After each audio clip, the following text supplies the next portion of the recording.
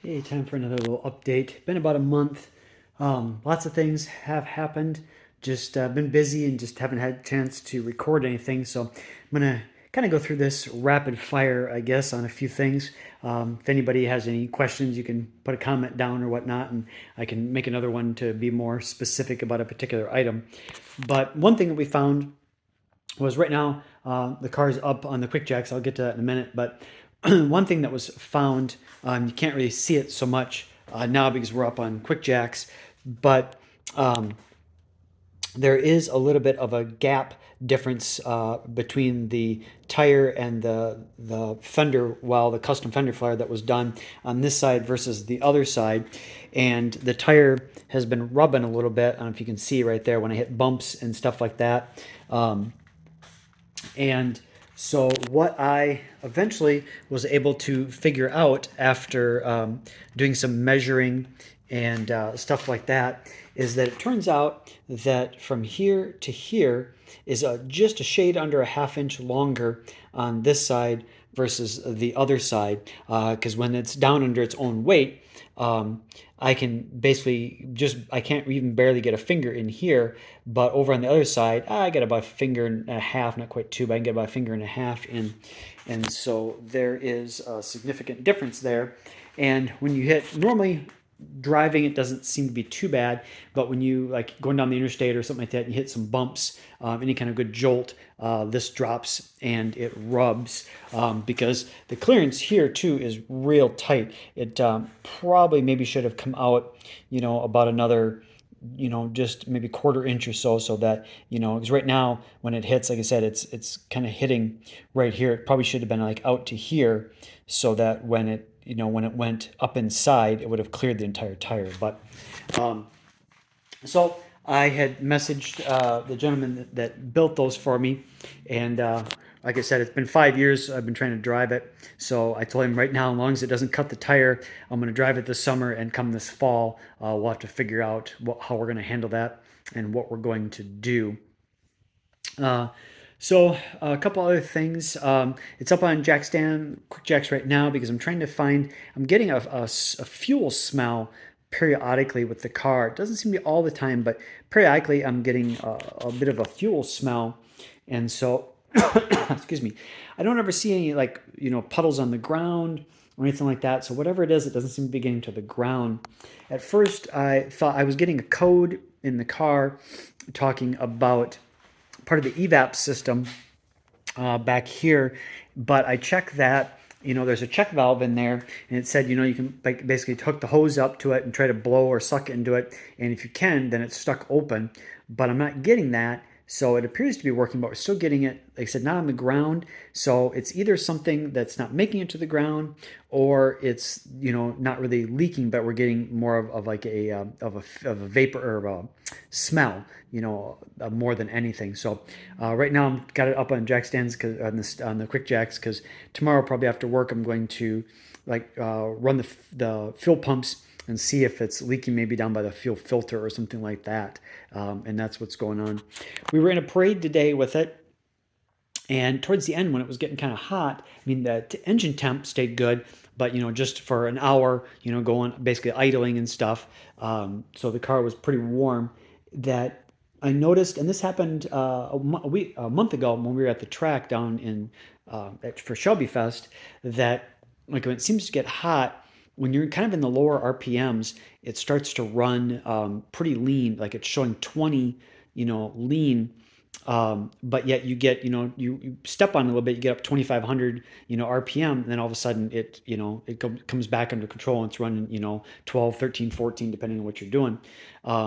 So it seems okay, but it's just kind of like in that, like 1,500 to a little over 2 grand range when it seems to get pretty warm, that it's, having a little bit of issues there. So got to try and figure out what's going on with that.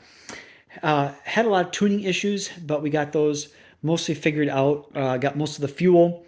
The AFR is pretty under control. Still kind of tweaking on a little bit, but that's under control for the most part.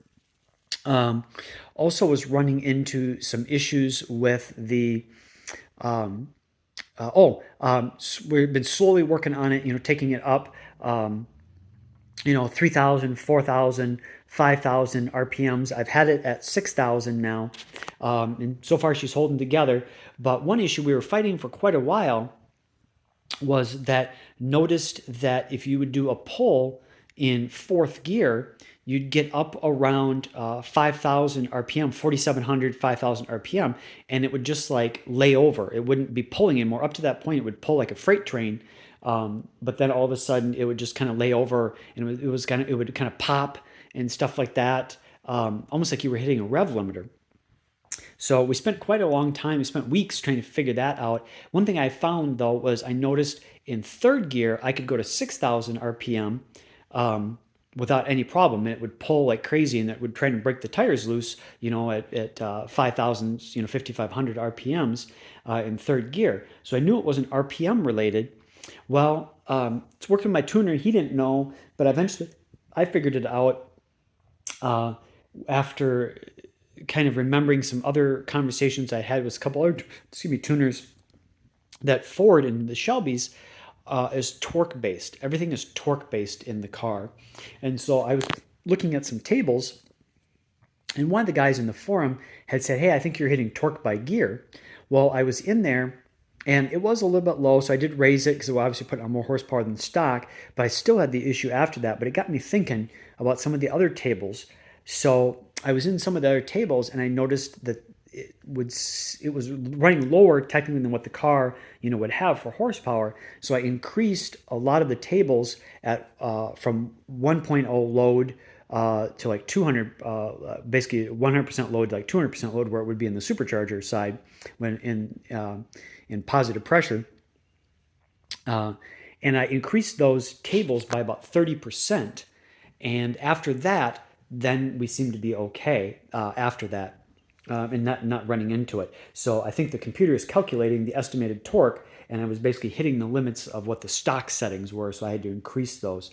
We did also find that during one of those polls that the one bank was running significantly leaner than the other, so I checked my fuel pressure on the fuel pressure regulator, just with the car not even on, but just bypassing the fuel pump so they run all the time, and I found that it was a little low. I was at 36 psi and really should have been at 40, so I upped it to just not a little bit of a knock or a niche over 40. So we're running just a little bit over 40 right now, and that seemed to calm that down significantly as far as that goes. So I think we got that figured out.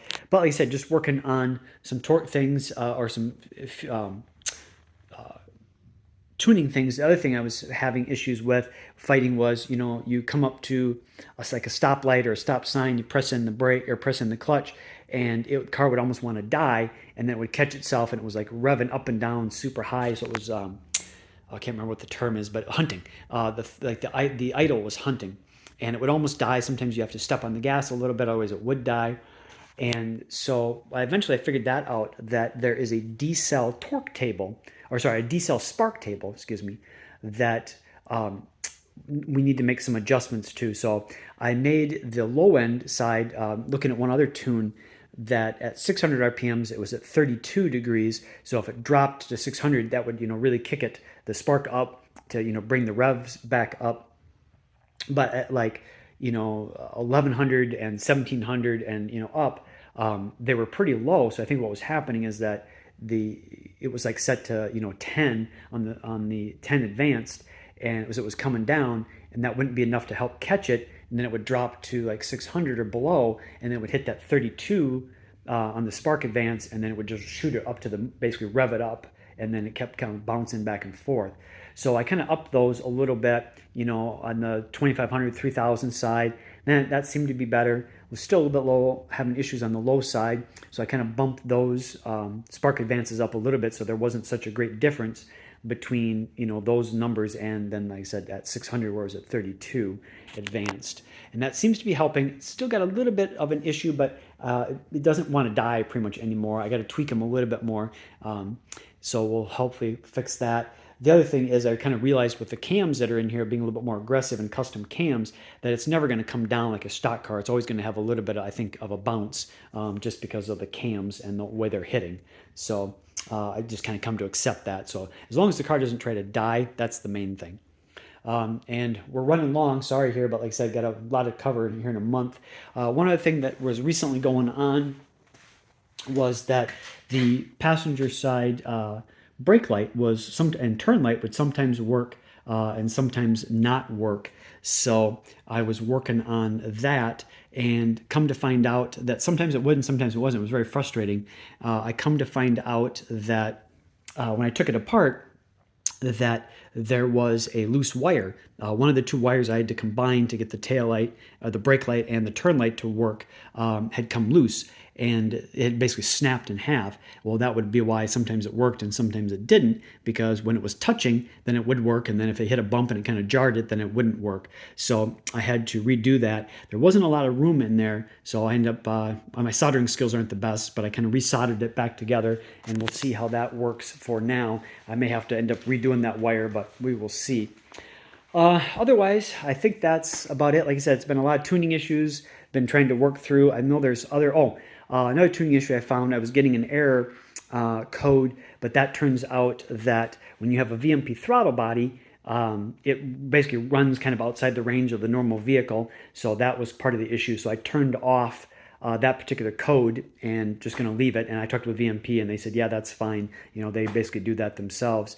The other thing is that when we were at Shelby Fest, I was getting misfire codes, even though there wasn't no misfires in the logs. And the issue with that, also that with the crank position sensor need to be relearned, but I've relearned it several times and it was not, the code wasn't going away. So I basically ended up just telling the system to ignore that code because it's obviously a false reading because I'm not getting any misfires in the logs, but yet it was giving the codes for that. So, but like I said, I've rambled on long enough. That is where we're at. Got 1,200 miles on it now since we got it out, and she's holding together. Hasn't come apart yet, so that's good. Been about 6,000 RPMs is where we've been at. So things are looking good for the moment. So thanks for watching, and I will try to be better about getting some updates on. Thank you. Bye.